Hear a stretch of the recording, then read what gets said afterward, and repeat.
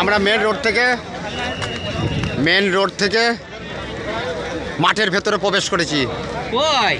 Main road থেকে মাঠের ভেতরে প্রবেশ করেছি। এখন এইখান থেকে মাঠের ভেতরে আমরা হাঁটতে থাকতাম।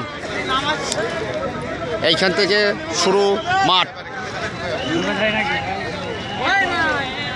সবাই পৌঁছায়নি।